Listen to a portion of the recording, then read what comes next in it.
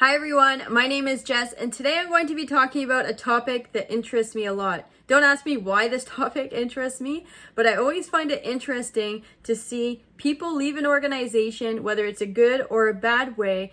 And when I watch these people leave organizations or even my personal experience, I know the right way to quit a job and ways that you do not want to quit your job. So today I'm going to break it down in 3 tips or easy steps on how to quit your job or how to hint that you would like to leave the organization so that you don't burn any bridges. No one really gets angry, and if they do get angry, that is on them. So here we go. I'm going to dive right into it. Number 1 would be prep the manager where you are going to potentially quit.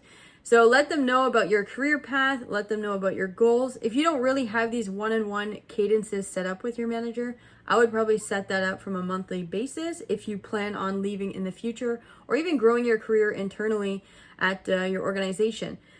So again, prep. If you're confused of what to say to your manager, I would say, hey, I believe that I should be in this position for another 2 years, and I'm looking ahead that maybe one day I want to get into management or outside sales or wherever your career path is. Whatever you want, you need to say it to your manager. They are not mind readers. They don't know what you want if you don't make your goals visible to them and even write them down.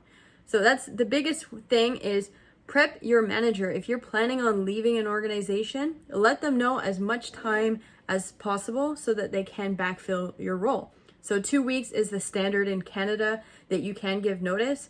Probably when I was 21 or 22, that is what I gave. I would not recommend it because they are typically scrambling. If your role is very important, they need to kind of gain all your knowledge and transfer that either to a document or transfer that to another person. And 2 weeks is not that long to search, interview your backfill, and kind of do that knowledge transfer. So number 1 would be, please give more notice than 2 weeks.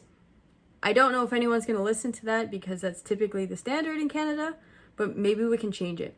2 weeks is really not that much. Now, number 2 would be, and this might be a little iffy for some people, but don't go to the competition. It doesn't look great on who you are as a human if you just go running over to the competition, especially the direct competitor. Read your non-compete. Read what the guidelines are, where you're allowed to work, where you're allowed to bring your new knowledge. Here at Dell, I also have certain standards that I know I'm allowed and what I'm not allowed. So reread what are the rules of actually quitting and where are you allowed to go? Because it never is great when you quit and then you say you're going to the competition. Personally, I am a Dell lover. I would never ever go to the competition. Mark my words, timestamp it. I believe Dell is number 1 because I work there and I really support the company and where it's going. So going to the competition, you could burn a lot of bridges. Most likely you will never be invited back to go work at the organization you used to work because it kind of left a sting, let's say, in the organization. And you definitely then burn all the bridges that you have at that last company for either getting a new job, networking purposes. You kind of really ruin the relationship.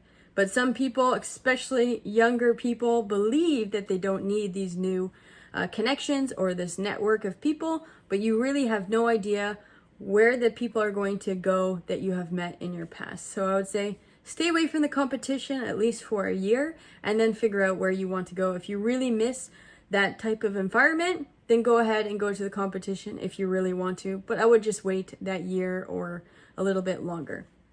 Now, lastly, leaving a legacy behind. Now, everybody wants to leave a legacy, whether you're 8 years old or 20 years old.